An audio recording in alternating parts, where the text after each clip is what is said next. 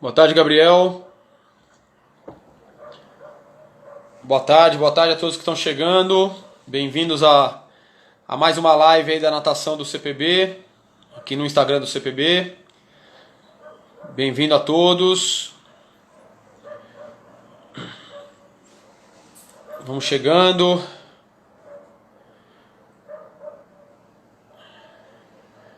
Ver se o Rafa já está aqui na... Ainda não, vamos esperar mais um minutinho. O Rafa daqui a pouco está chegando.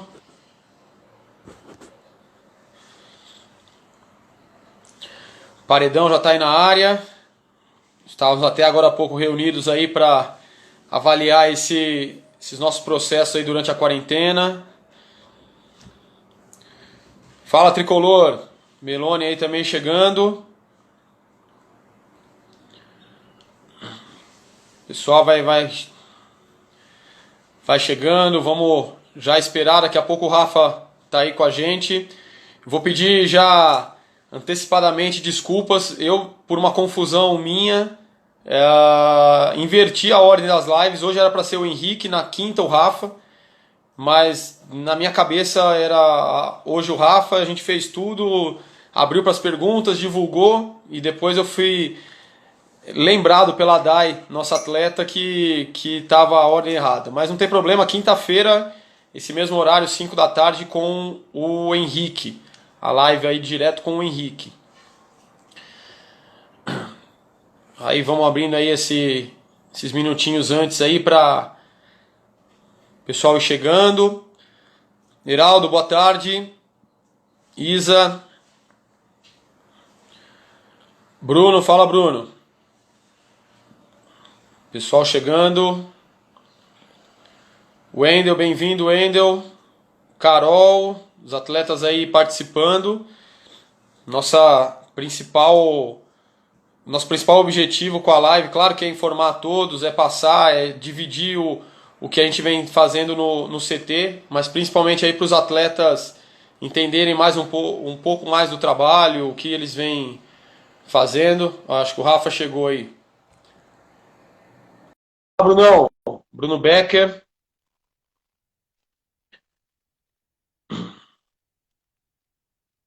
Nico entrando. Fala, Nico.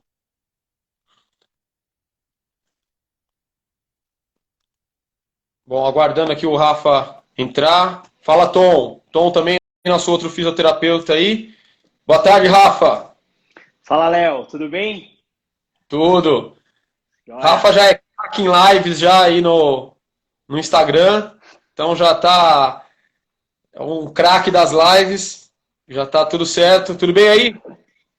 Tudo beleza, show de bola, tudo certinho aí. Ansioso para o nosso bate-papo e que bom aí, já vi uma galera conhecida.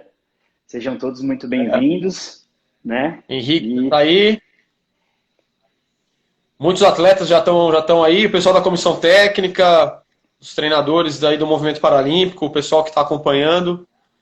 Depois que começa eu não consigo pegar o nome de todo mundo. Então agora no comecinho a gente vai dando um oi aí pra galera. Ô Rafa, vamos iniciar aí com vamos vamos iniciar aí primeiro você se apresentando, contando um pouquinho de você, de como você começou na fisioterapia e o seu caminho aí até você começar a trabalhar aí no comitê 2017, né? isso aí. Então, Então vamos perfeito. lá, vamos já iniciar o nosso papo aí.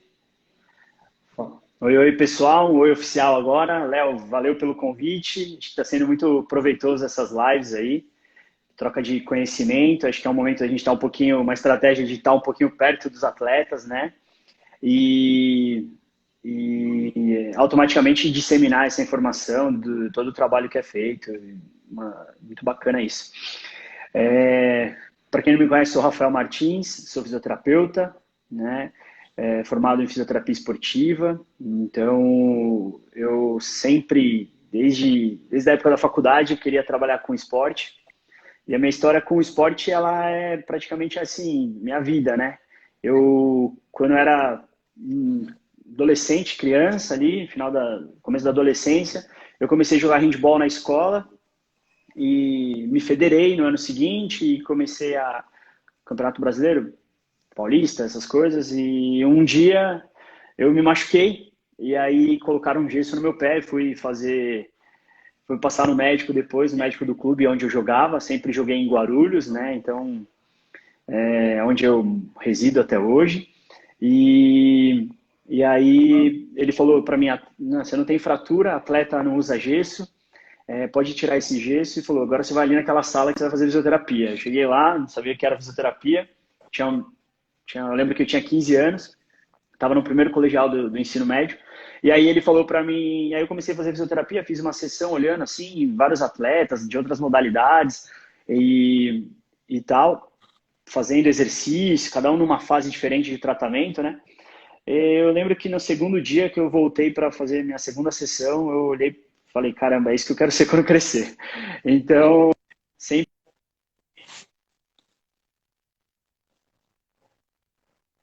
sempre quis trabalhar com o esporte e esse foi meu foco a vida inteira ali, né, desde a época da graduação. Então, eu conheço o Léo há vários anos, né, a gente trabalha junto aí há pelo menos uns 10 anos, Léo, quase, né, uns 9 anos, acho. É. E porque eu, na época de faculdade mesmo, eu comecei a fazer estágio no Corinthians. E mas sempre fui um cara sempre o que me atraiu muito foi o esporte olímpico, né? Mesmo trabalhando num grande clube de futebol, eu o que me atraía era o esporte olímpico e na época estava em ascensão a natação no clube. E foi um momento muito bacana onde a gente trabalhou junto, né? Foi a primeira vez que a gente trabalhou junto. E de lá para cá, assim, eu tenho focado muito na minha carreira no esporte olímpico, que é o que me faz feliz, assim, e, e é basicamente isso, né? Minha formação é, como eu comentei com vocês, em fisioterapia, fiz especialização em fisioterapia esportiva no Centro de Traumatologia do Esporte, lá da Unifesp, e aí fui sempre focado nesses recursos, né, nesses vários métodos, que foi um assunto que foi conversado, né, Léo, na live com o Tom, né, que é o meu Isso. companheiro de trabalho, e onde foi muito compartilhado com vocês as estratégias e os métodos da fisioterapia, né? Então, acho que esse aí é o meu resumo. Eu, por trabalhar com natação, né, em 2013, inclusive a gente estava no era o meu primeiro mundial com a seleção, né, Léo? Acho que vale lembrar. Então, assim, eu comecei a trabalhar com a natação dentro do clube, e aí em 2013 eu fui para o meu primeiro mundial com a seleção. Foi lá em Dubai e a gente estava junto, né, Ó, dividindo Júnior. o Mundial Júnior, isso. E, e de lá, desde então, eu sempre trabalhei com a natação olímpica, até do ano de 2017. E depois, no começo do ano de 2017, fui convidado, né, por você e pela diretoria do Comitê Paralímpico Brasileiro a fazer parte dessa equipe que tenho honra e sou muito privilegiado de compor esse baita time, né? Porque só olho pro lado e só tem fera lá junto, então é muito bom, o trabalho fica bem mais fácil. E dentro da nossa comissão ali, eu, você, o Augusto, a gente faz parte dos profissionais que não foram nadadores. E a gente até abordou isso na primeira live com o Felipe. E como que você começou na natação e qual a importância assim que teve de você trabalhar com grandes atletas, tanto na época do Corinthians, que você depois acabou chegando na seleção brasileira, como agora no comitê, que você tem contato ali com os principais atletas. É, eu brinco que, pô, a galera que vê eu nadando aí, eu invento de nadar, esse meu triatlo aí, a galera fica passando mal de raiva, né? Porque não honro muito. Mas assim, no clube, eu trabalhava na fisioterapia do clube, onde cuidava de todos os esportes amadores, né, e olímpicos ali do clube. E aí a gente começou a ter tinha bastante demanda da natação, obviamente, né? E a gente começou a bolar algumas estratégias.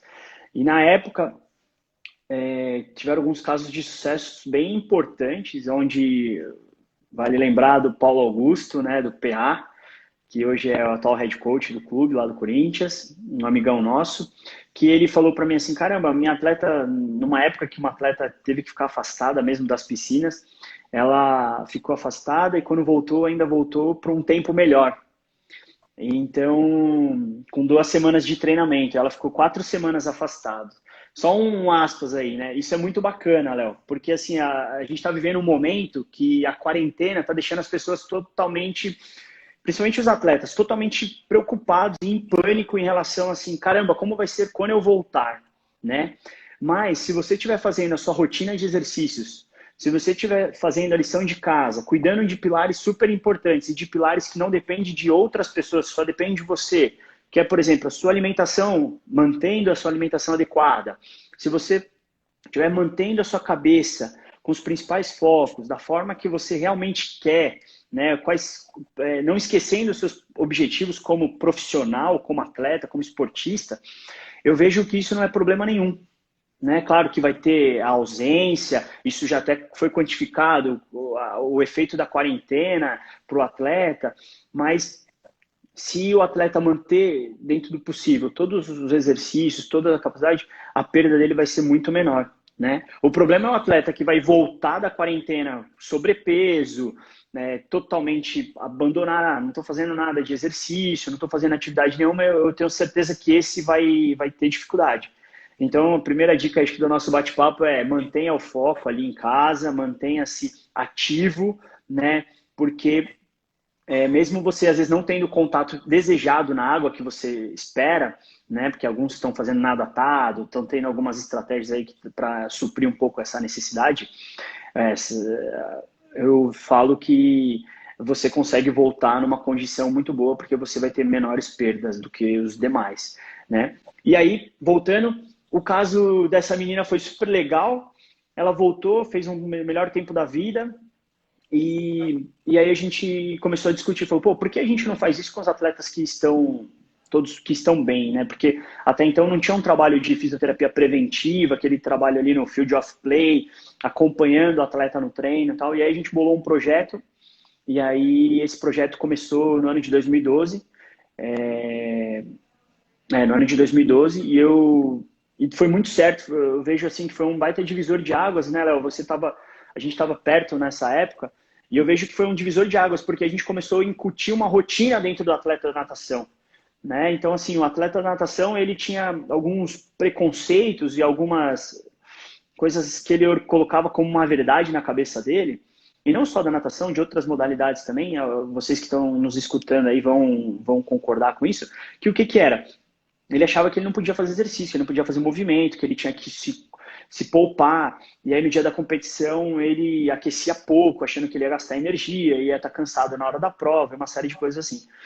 E aí a gente começou a desmistificar um pouco isso, né? E lembra que quando a gente chegava nas competições, Campeonato Brasileiro e tal, era muito bacana, porque o clube tinha já uma rotina, né? Então o pessoal já tinha uma rotina de aquecimento com a preparação física, mas aí começamos a incutir aqueles exercícios relacionados à mobilidade, algumas coisas complementando isso, né? Algo que já acontecia, né? Então foi muito legal. Aí os atletas começaram a ir em Copa do Mundo e começar a perceber nas competições internacionais os demais países fazendo aquelas coisas, né? E países que eram referência, como Estados Unidos, Austrália, Japão, e eles começaram a valorizar aquele trabalho. Então, foi muito bacana. Um ano depois, a gente estava no nosso primeiro Mundial, né? E já numa seleção brasileira. Então, foi muito bacana isso. Acho que foi realmente o resultado de muito trabalho aí, numa geração que, é o que você falou, era uma geração que eu, por não ter contato nenhum com a natação, né? Eu, como você, assim, a gente não foi nadador, mas a gente se empenhou para aquilo, né? Então, eu lembro que eu precisava entender a mecânica do nado, eu precisava entender o gestual daquele atleta, eu precisava me colocar um pouco naquele lugar. E foi aí até a época que eu comecei a falar, poxa, eu quero experimentar nadar um pouco, né? E eu olhava e falava, caraca, é difícil mesmo fazer isso. Então, é bacana que você valorize ainda mais aquilo que o atleta faz, porque o atleta, ele realmente é fora da curva, é um ser humano diferenciado, mas que quando e aí a gente se expõe dessa forma, né, para ver, para sentir, e aí é nessa hora que você, em vários momentos, assim, eu com a minha natação bem pereba, mas em vários momentos eu percebi algumas coisas que me ajudou bastante na melhora da minha conduta clínica como profissional, entende, Léo? E, e como você sabe, né, isso daí fez a gente permanecer por muito tempo aí dentro da seleção. Depois a gente já, dentro do próprio, como eu também trabalho, faço parte do grupo de fisioterapeutas do Comitê Olímpico, eu fui para outras modalidades dentro do COB, né? Que é muito bacana isso para mim. Então essas mudanças assim de esporte, isso me faz rever e pensar e bolar às vezes novas estratégias. Então eu trabalho com atletas de ginástica, atletas da canoagem, outras modalidades que são bem diferentes do que é o nosso cotidiano das piscinas, mas que realmente contribui bastante, né, com uma abordagem um pouco mais holística, um pouco mais global do atleta. Então a gente acaba saindo um pouco daquele olhar vicioso, né, que é, por exemplo, a natação só te provoca isso. Então, por eu atender outras modalidades, isso o tempo inteiro, eu brinco que me tira muito da zona de conforto, né? E o trabalho que você iniciou lá em 2012 no Corinthians foi uma referência para depois, já em 2014, no comitê, a gente implementar a filosofia. Então, nós passamos, eu, o Henrique, principalmente eu, o Henrique e o Alan também, passamos 2 vezes por essa implementação da cultura, né? Primeiro no esporte, na natação convencional, na época do Corinthians, e aí eu lembro da Copa do Mundo em Moscou, 2012, se eu não me engano, que eu tive a oportunidade de ir como treinador, e que tem esse choque, né, de quando você chega numa competição fora, uma competição grande, com grandes atletas, você vê, todo mundo tem sua rotina pré-treino, sua rotina pré-competição, sua rotina de aquecimento, e os nadadores do Brasil não tinham. E às vezes eu sentia até nos nadadores do Corinthians que estavam lá na seleção junto, que eles ficavam, não sei se era com vergonha, mas se sentiam mal, falavam, pô, eu vou fazer minha rotina, tá todo mundo conversando, poucos têm. E hoje eu percebo, nas vezes que eu tenho a possibilidade de ir nas competições, em Troféu Brasil, ou no fim, que os atletas, hoje a maioria já tem, né? Essa cultura foi entrando. E a mesma coisa no Paralímpico, que foi o que a gente conversou com o Tom na última live. A mesma coisa. Ali uma dificuldade, às vezes no começo, mas eu lembro de uma competição, se eu não me engano, na Holanda, que era uma competição paralímpica e convencional junto, que os atletas estavam lá e de repente a gente estava treinando, a seleção da Holanda chegou e cada um dos atletas tinha a sua rotina, fazendo basicamente os mesmos exercícios que o Tom passava para os atletas do CPB. E eu lembro de ter parado o treino e falar, ó, tá vendo? Aquela menina ali é campeã olímpica do 50 livre, aquela ali nada medalhista de borboleta, e elas estão fazendo o mesmo exercício que vocês fazem antes de cair no treino. E parece que quando o atleta vê essas referências, tendo essa postura, eles passam a entender melhor, né? Eles aceitam melhor. E depois passam a ser a referência para os outros, né? Então é um ciclo, assim, é realmente uma cultura que se cria que é bem interessante. Isso daí, Léo, foi muito bacana. Eu lembro dessa ida de vocês para Moscou. E eu lembro quando os atletas voltaram, né? Eles falavam assim: poxa, a gente viu o Japão fazendo aquilo, a gente viu o Austrália fazendo os exercícios. E aí até a gente comentou, falou assim: poxa, é uma pena que aqui no Brasil a gente infelizmente tem essa cultura. E no caso, como eu cheguei falando desse trabalho, e obviamente que teve um início lá no esporte convencional, lá no clube, naquela época, a gente lembra que tinha realmente uma rejeição do atleta, né? Porque tinha culturas muito incutidas, assim, de hábitos que não, eu não posso, eu tenho que economizar energia e tal. E eu lembro que eu começava a pegar eles na curva, né? Aquela famosa, vou pegar o cara na curva, quando eu perguntava para eles assim, quem aqui, na hora de soltar, né? Então, depois para quem não sabe, né? A gente usa esse termo soltar, depois da prova, que é o atleta vai na piscina de soltura, que é uma outra piscina paralela de competição, e ele faz um nado num ritmo mais solto, né? Um ritmo um ritmo regenerativo. E aí, quando eu fazia essa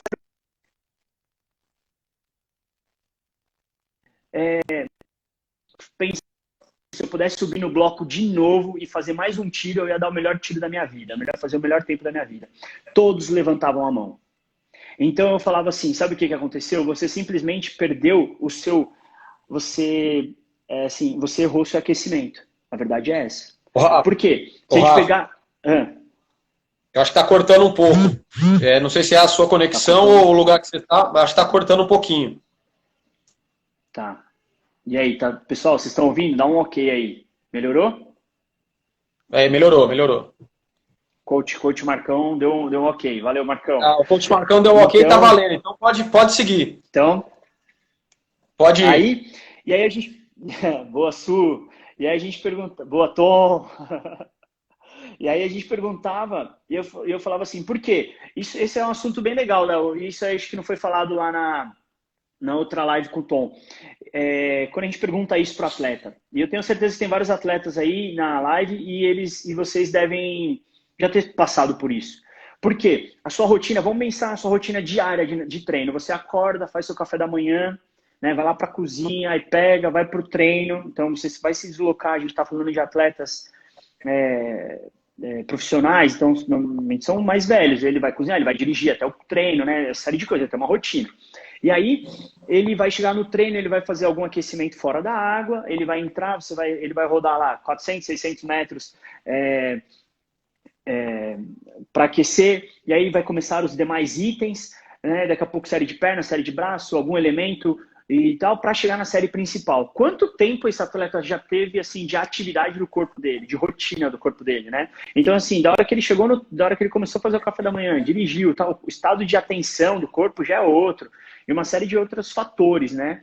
E aí, quando ele chega na competição, ele queria rodar o braço 2, 3 vezes, nadar 200, 300 metros, fazer umas 2, 3 saídas do bloco e falar assim, pronto, tô aquecido, né? Não é.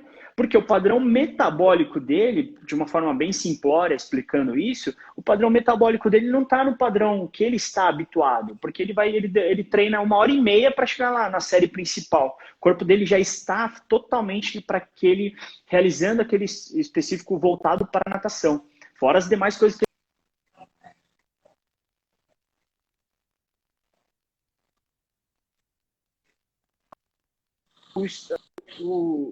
a zona de atenção dele às vezes já é muito diferente, porque ele tem muito menos coisas para se preocupar, embora tem os outros fatores aí de preocupação, de estresse, pré-competição aí que não vamos entrar nessa pauta.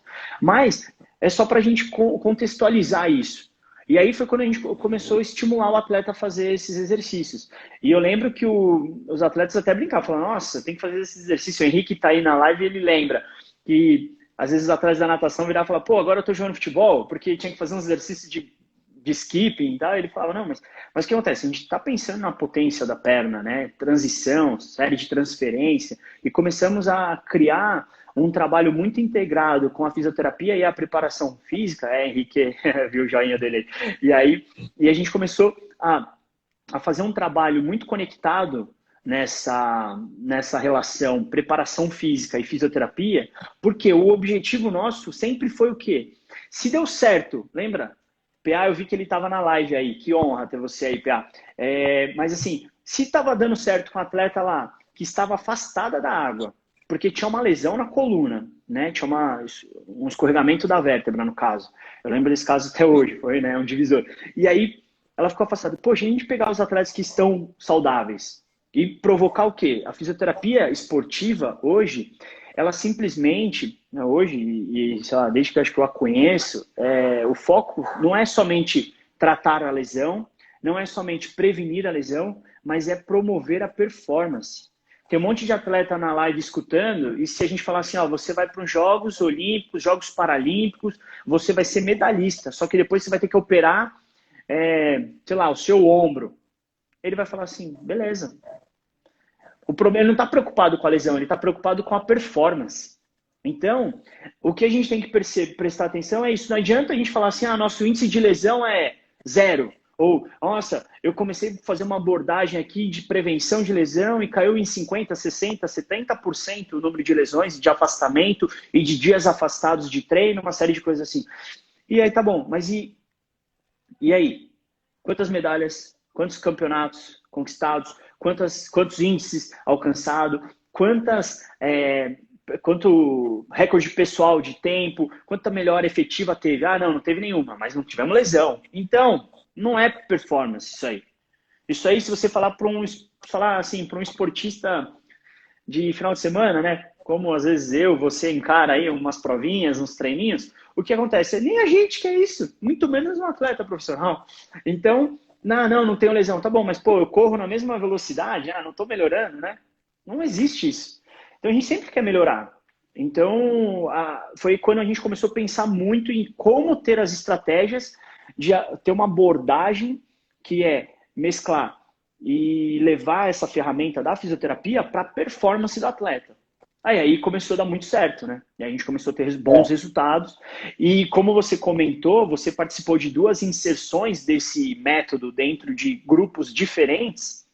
E obviamente que também na outra ponta, num outro momento, teve essa rejeição, teve um primeiro, vou ter que sair da minha zona de conforto, vou fazer. O novo sempre ele é diferente, mas o que aconteceu?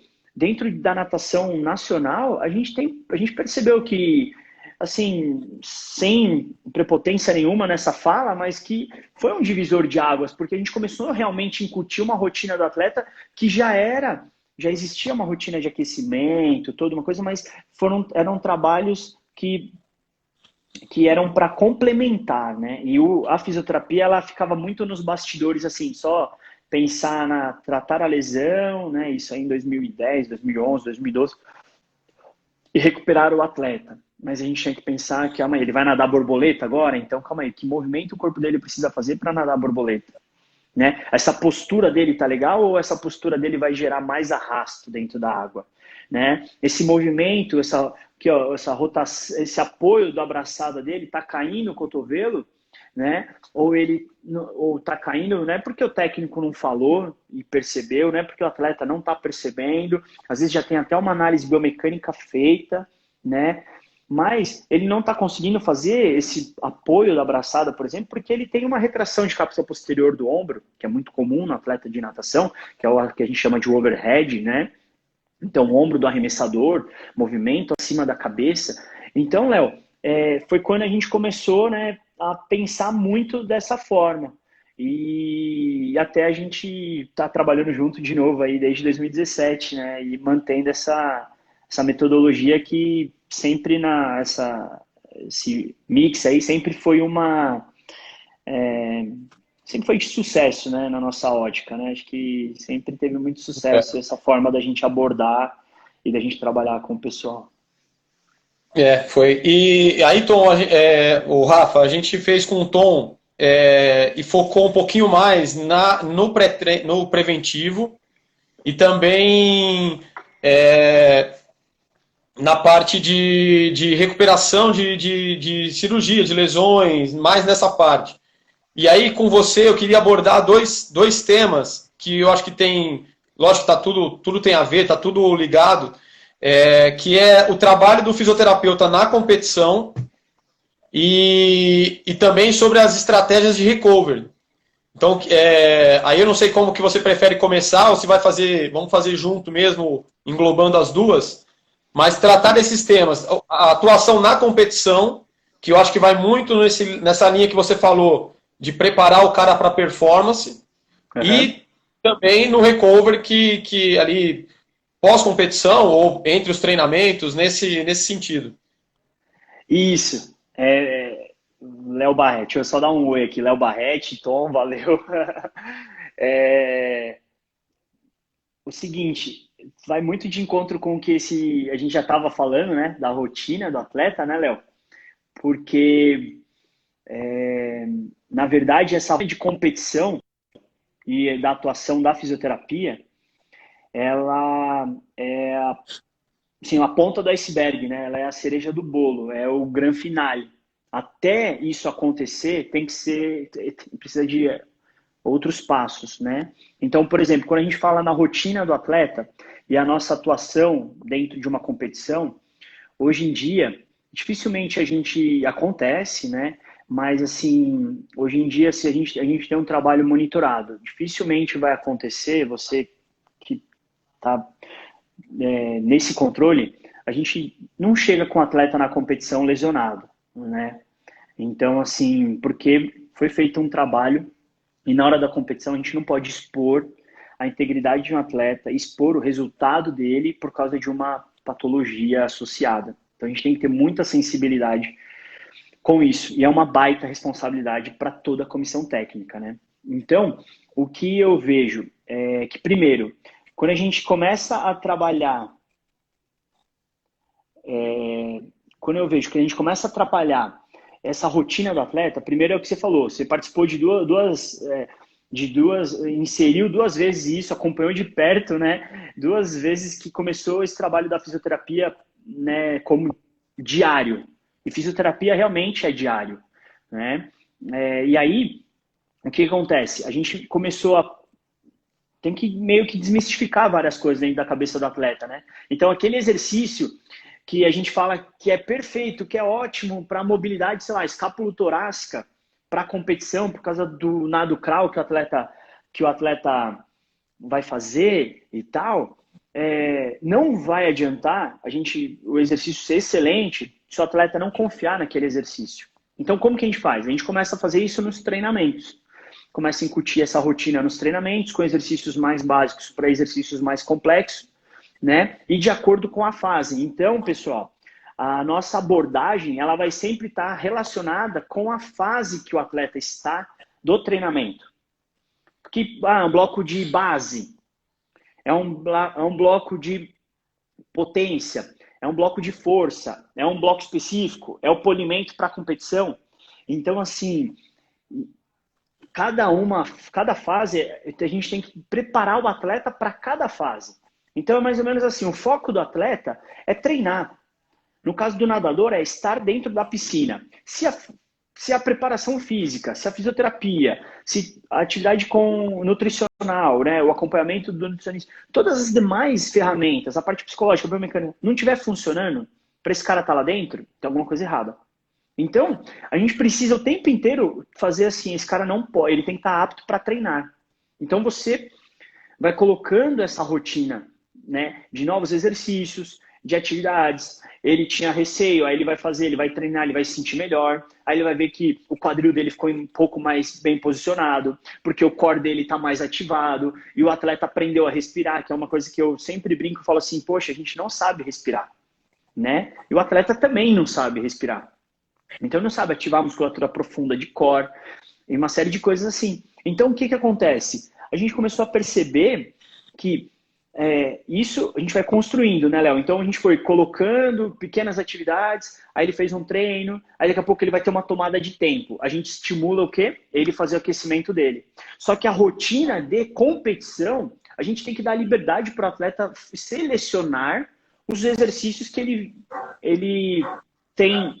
É um mix de especificidade, que a gente vai orientar ele, mas é um mix que acompanha confiança naquele exercício, aquela rotina tem que estar já, né, tranquila para ele, ele tem que estar confiante naquilo, e ele vai ver o que faz bem também para ele. Então é um momento que a gente sempre joga essa bola para o atleta. Né? A gente fala assim, ó, é importante você fazer A, B, C, D e E, só que é importante também, né, ele ter a gente ter o feedback positivo dele em relação a isso. Então, esse atleta ele vai começar a construir isso, por exemplo, em tomadas de tempo, em treinos que ele vai fazer tiro, né? Que é o que a gente fala, às vezes o atleta vai colocar o traje lá, ele vai lá e coloca uma roupa, lá, o traje para fazer a tomada de tempo. Então, nesses momentos, aí ele vai começando a ganhar confiança naquela nova rotina dele. Né? Ele vai começando a ganhar confiança naquela nova rotina dele e aí ele consegue ter essa melhora. Então, Léo, aquela ponta do iceberg que é a competição, na verdade, que parece até que já está tudo treinadinho, tudo ensaiado, é porque realmente já aconteceu isso. Porque já tem um ciclo inteiro sendo organizado isso. E outra coisa que a gente fala, por exemplo, tem atleta que nada crawl e nada costas, atleta que nada medley, né? Tem um atleta, um velocista, um fundista. Então, de acordo com o aquecimento, de acordo com, perdão, com a prova que ele tem no dia, também o aquecimento é diferente. O aquecimento tanto relacionado à parte da preparação física, mas o aquecimento que é voltado para essa abordagem da fisioterapia, né? Então, acho que isso daí é uma coisa assim que é uma construção. Até o atleta ter a confiança nos exercícios e falar assim, nossa, a gente fala assim, que o atleta ele fala, né? Nossa, eu tenho uma série bacana de exercício, né? E a gente proporciona muito para o atleta, lá os atletas que estão lá diariamente lá no CT, essa possibilidade deles participarem do processo, por exemplo, na questão da rotina pré-competição, ou na rotina de competição, né? Então, normalmente, no sábado, que é o nosso treino mais forte, que tem, às vezes, uma tomada de tempo, ou que tem uma série mais intensa, a gente proporciona para que ele faça o aquecimento dele, para que ele faça a ativação dele e depois faça, durante a semana também, a recuperação melhor, porque eu vejo que, e aí você também pode explicar um pouquinho melhor, existem várias técnicas, várias ferramentas para você ativar, para você aquecer, para você se recuperar. E cada uma funciona melhor para um atleta, né? É algo individual. Ele pode ter o mesmo resultado usando estratégias diferentes. Então, ele conhecer isso antes da competição é muito importante, né? Isso E cabe a gente levar isso para ele, né? É nossa responsabilidade como profissional levar isso daí para ele. Então, o que acontece? Como você falou, na hora que a gente pensar numa ativação, o que a gente pensa que é muito importante hoje em dia? Estabelecer alguns padrões que já são cientificamente comprovados. A gente sabe que tem muita coisa que começa de uma forma empírica, mas tem muitas outras coisas que já são estabelecido pela ciência, né? Então, assim, o atleta vai ficar alongando, fazendo série de flexibilidade antes do treino, antes da competição? Não, porque isso está associado à perda de força. Então, dias que o atleta tem tiro, tem força, ele envolvida no treinamento, ele não vai fazer alongamento, ficar lá horas e horas. Mas o que a gente trabalha? A gente trabalha a mobilidade articular, que isso é muito importante. E isso, pelo contrário, quanto mais mobilidade aquela articulação tem, mais a função dela vai ser melhor, né? E quando a gente pensando até numa questão de prevenir a lesão, a gente tem que entender que assim, que se esse atleta não tem uma mobilidade adequada, por exemplo, né? Então, assim, só para ficar claro, mobilidade e alongamento são duas coisas totalmente distintas. E se confunde demais isso, né, Léo? Então, a gente tem que deixar claro que isso são coisas totalmente distintas. E aí, esse trabalhinho de mobilidade, ele é muito importante. Por quê? A mobilidade precede a estabilidade. O que é rígido é travado, é engessado e não anda, né? Não tem, aquilo ali é ruim. E já a questão da mobilidade ela é muito importante. Não tem perda de força, pelo contrário, você vai realizar um movimento muito bacana. O movimento clássico para o nadador é esse que a gente comentou, né? O cotovelo do nadador, ele vai cair no apoio da braçada. Então, essa braçada não vai ter um apoio, esse cotovelo não vai subir. Dá para ver aí que eu fiz? Então, o que acontece? É falta de mobilidade da articulação glenomeral. Então, isso que é super importante. A manutenção disso daí. Porque se o cotovelo desse atleta cai, a propulsão dele, né? O Augusto fala muito disso o tempo inteiro e é muito bacana a gente ter um biomecânico full time na nossa equipe por causa disso. A gente pensar que o cotovelo do atleta caiu, a eficiência da braçada dele também vai diminuir. Ele vai perder eficiência por causa do vetor, né? Para onde está indo essa força dessa braçada. Então, o que acontece? Ele a gente percebe que temos que ter movimentos mais funcionais. Esse atleta nadando dessa forma inadequada vai provocar a médio e longo prazo uma lesão, porque ele está trabalhando grupos musculares de uma forma inadequada. Então, técnicas que a gente utiliza muito poxa, como que eu vou trabalhar a mobilidade desse atleta antes da prova? Uma ativação. O que é ativação? É ativar a musculatura estabilizadora. São os músculos que vão ajudar a ele realizar um movimento mais adequado, né? Sem que tenha lesão. Né? Então, assim, poxa, é importante para uma pessoa que vai fazer exercício físico ativar o core, que é o núcleo, que é praticamente dali de todos os movimentos vão sair, né? Hoje, quando a gente fala de transmissão de força, hoje quando fala da fáscia muscular, a gente vê atleta tetraplégico empurrando parede na piscina. Então, a fáscia muscular é importante, a transegridade do movimento, aquele movimento que está conectado de ponta a ponta no nosso corpo, né, que a força da abraçada não está só aqui no ombro, e o atleta entender isso, entender que é uma cadeia, né, que essa energia que é da força do movimento, ela está totalmente conectada com o seu corpo inteiro. Então, assim, a gente ativar isso de forma adequada é muito importante. Então, ativar os estabilizadores. Qualquer pessoa que vai fazer qualquer atividade física, ela não precisa ter um core ativado? Precisa. Ainda mais um nadador que está diretamente relacionado com a posição do quadril dele. Então, vamos imaginar que o nadador está aqui, e aqui o meio é o quadril. Se ele não tem um core que funciona bem, isso vai acontecer, ó. E aí acontecendo isso, imagina a água aqui, ó, é um arrasto, porque a perna caiu, né? Então a perna caiu, aumentou o arrasto, acabou. Vai ter que fazer mais força, né, Léo? Então, assim, não adianta o atleta ter o melhor traje, né? Ter a melhor touca capacete, ter o melhor óculos, se ele não tem um core ativado, se ele não fica numa posição adequada dentro da água. Outra coisa que é muito importante é a postura desse atleta. É muito comum o nadador, por padrão dele, ser um pouco cifótico. Coloquei a camiseta do Brasil, mas não dá nem o pessoal ver aí. Poxa. E aí, o que acontece? Esse padrão do nadador, né, cifótico aqui, que é os ombros anteriorizados, é muito comum. Só que o que acontece? Como que esse atleta vai fazer um streamline, por exemplo? De que forma? Se ele já tem uma cifose acentuada, né? Então, a postura desse atleta é muito importante. Então, a gente falou da mobilidade, a gente falou da estabilidade, a gente falou da postura do atleta, e aí vamos pensar na especificidade. O que ele vai precisar fazer dentro da água? Ele vai precisar nadar borboleta. Ele vai precisar nadar crawl, ele vai nadar costas. E aí fazer movimentos que vão facilitar. A gente usa muito trabalho de liberação miofascial, ajuste articular, né? Antes do atleta nadar. Tem gente que fala, nossa, mas a gente vai manipular, vai mobilizar um atleta antes dele nadar? Sim, porque a gente está facilitando o movimento dele. Então, quem conhece aí técnicas como, por exemplo, de Mulligan, né, que é o movimento, é uma manipulação associada ao movimento, né, isso tem um efeito fantástico, um efeito muito positivo para esse atleta.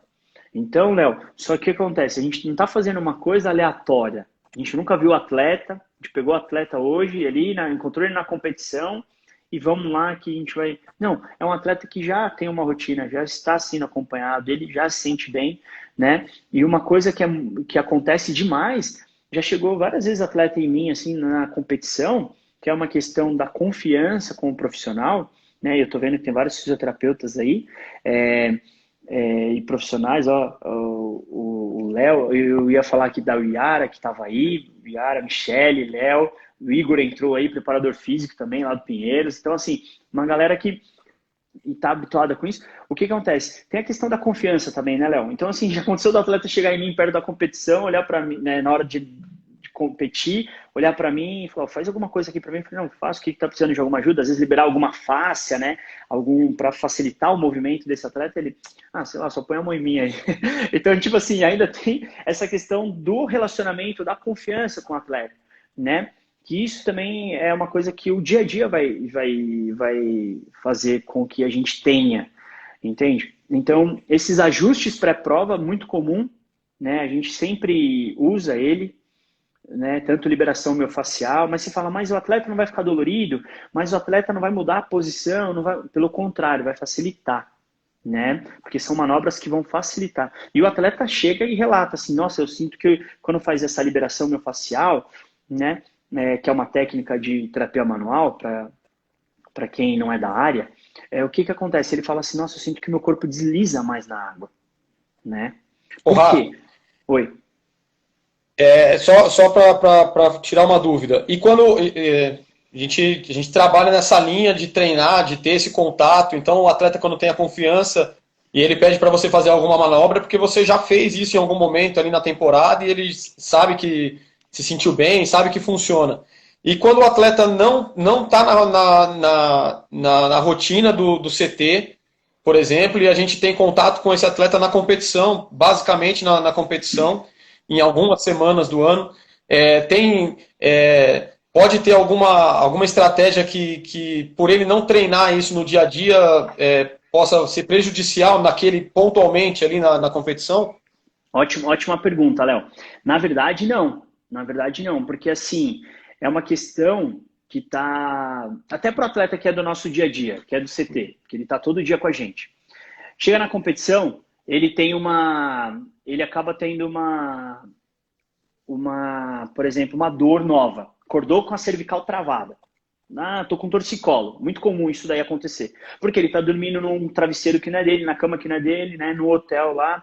Às vezes teve uma viagem, horas de voo, as questões multifatoriais que predispõem isso, ansiedade, nervosismo, uma série de coisas. Aí o que acontece? Eu vou, no caso desse atleta, fazer uma manobra que às vezes eu nunca fiz nele, entendeu? Então, do mesmo jeito que esse atleta que eu convivo diariamente com ele, às vezes eu vou aplicar uma manobra, um thrust, um atendimento pré-prova, né? Que é uma novidade para ele, isso também pode acontecer com esse atleta que não fica full time, né, na seleção, e ele vai para a competição e tem uma queixa. Por quê? Porque aí vai muito depender do lastro dos profissionais que estão envolvidos. Né? Ninguém vai fazer uma coisa que você fala assim, puxa, eu nunca fiz isso na vida e vou usar pela primeira vez. Então, até mesmo essas manobras, que obviamente é mais uma questão da rotina do atleta e da confiança do atleta, que está em jogo, do que a eficiência da técnica. Entendeu? Então, assim, se eu fizer uma liberação miofascial no atleta que não é que a gente só se encontra na competição, porque ele é convocado, ele vai só para a competição, não tem problema, porque a gente já tem um lastro e a gente sabe que essa manobra vai depender muito da sensibilidade, e aí a hora que o profissional tem que saber assim, poxa, qual ferramenta eu vou usar com esse cara, né? O que eu vou fazer com ele aqui? Entende? Então eu vejo como essa intervenção. E isso daí, Léo, é uma coisa que já acontece em outras modalidades, porque isso que acontece dentro do Comitê Paralímpico, de ter uma seleção permanente, isso é raro para várias modalidades, tanto olímpicas como paralímpicas no nosso país, né? Então, assim, a gente que já fez parte de seleção da natação olímpica, a gente sabia que cada atleta treinava num clube, e tem clubes que têm mais estrutura, tem clubes que têm menos estruturas, e às vezes o atleta chegava na competição todo cheio de problemas, com dor, lesão, alguma coisa assim, e a gente precisava ter esse tipo de intervenção. Então, desde sempre isso daí já acontece, né?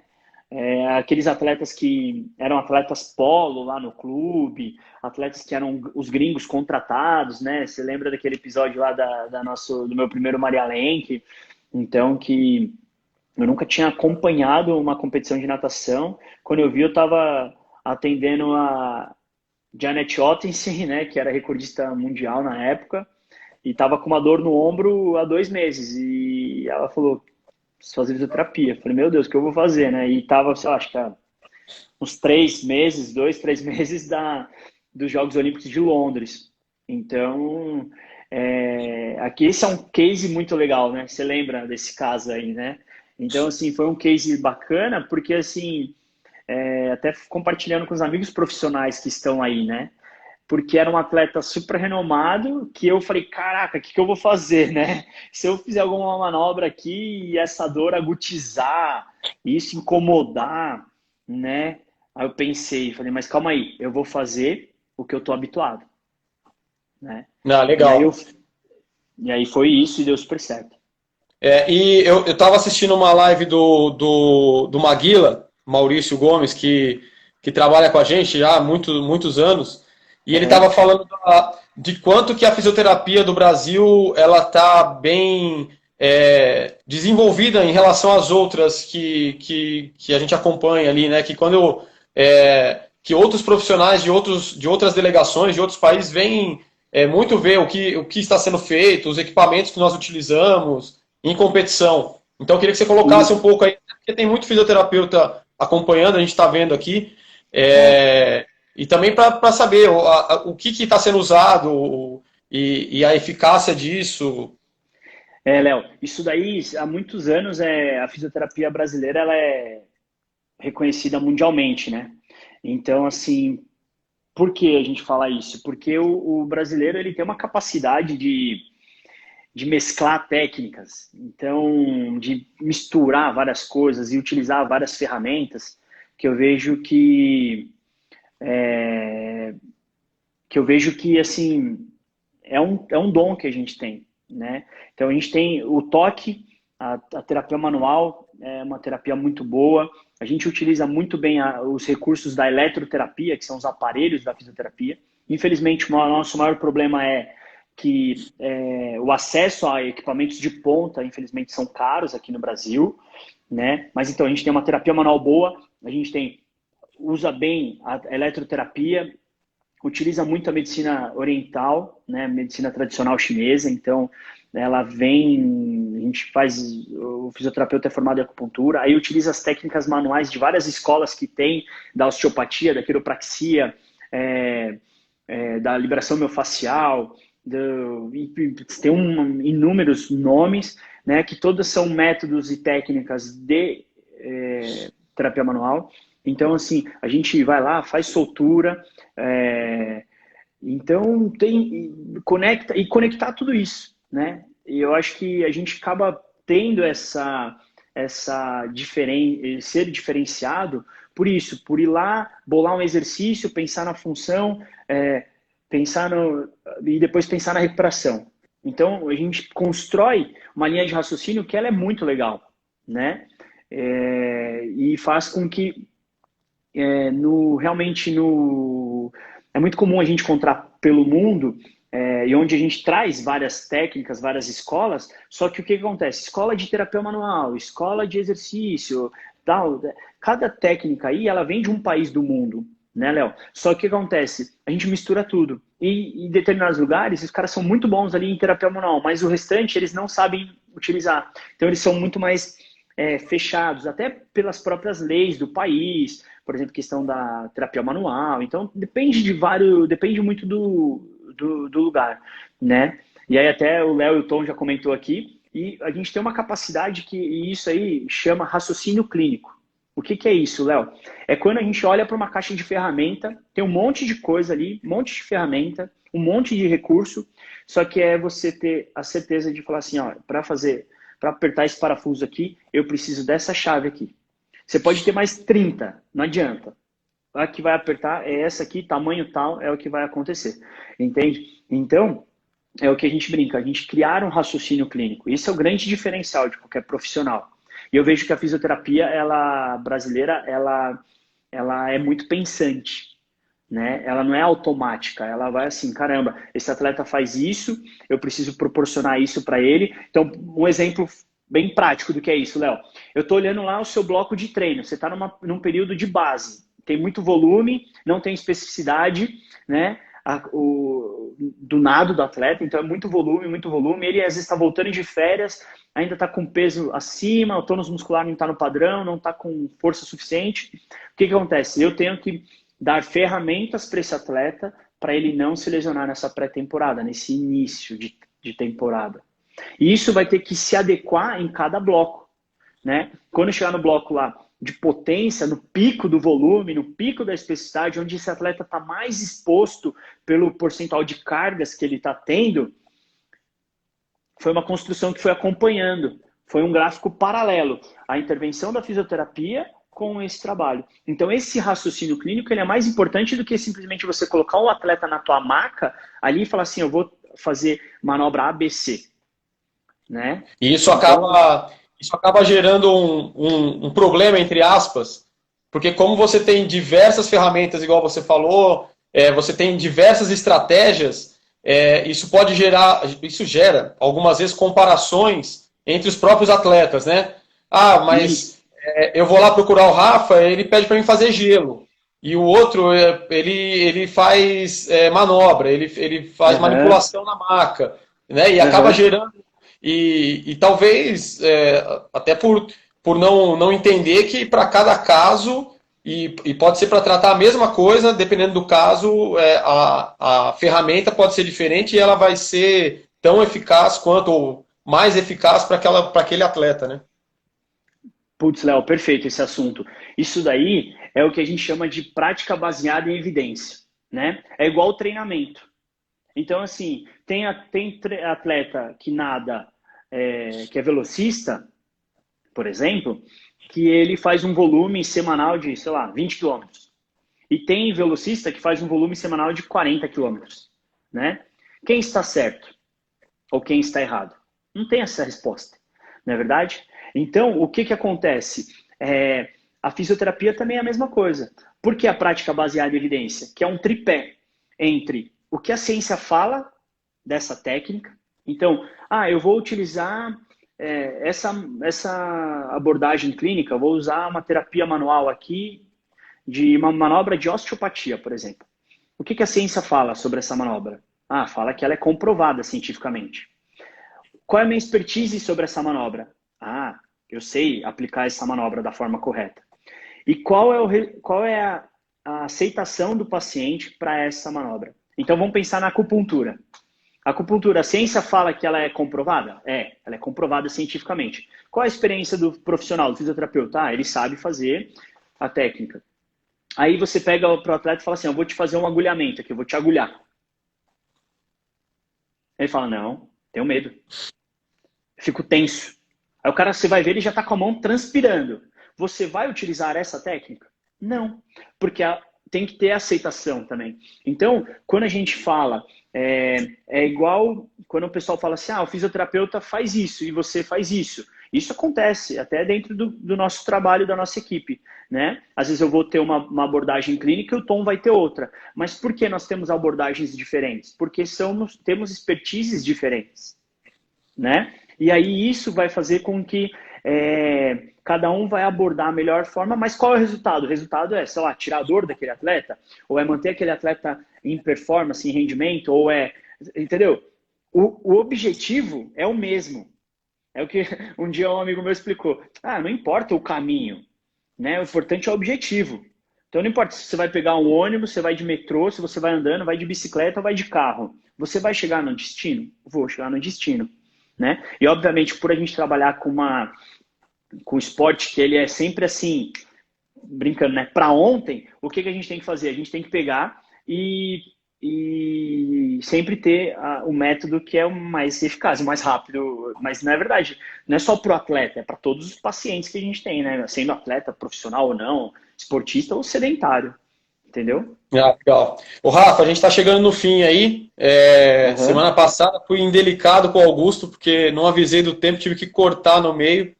Mas Uhum. aí a gente tem acho que uns 2 minutinhos aí. Você quer deixar alguma coisa? Faltou a gente abordar alguma coisa que você tinha pensado aí? Não, eu acho que é isso. E assim, quando a gente pensa na competição, a gente preparou esse atleta para a competição, né? E uma das coisas que a gente tem que trabalhar muito é a questão quando você falou lá da recuperação do atleta, quando a gente fez isso, esse atleta ele vai ter uma recuperação, porque ele, após a competição, ele vai já ter medidas de recuperação que ele utiliza no dia a dia dele. Então, porque ele já também vem fazendo isso na vida dele. Então tá tudo certo, né? Isso daí já está acontecendo numa progressão, a recuperação desse atleta. Aí lembrando muito que às vezes o atleta ele quer fazer logo uma bota pneumática, fazer uma crioimersão, quer fazer massagem, quer fazer isso, só que ele tem que lembrar que nos dois pilares mais importantes de recuperação é alimentação e sono, pessoal, e dormir bem. Tá bom? Então acho que essa é a dica. Eu queria, Léo, agradecer demais aí, ó, Sintra, Paulo Augusto, Léo Barretti, super participativo, Michele, alguns nomes aqui que eu tô olhando.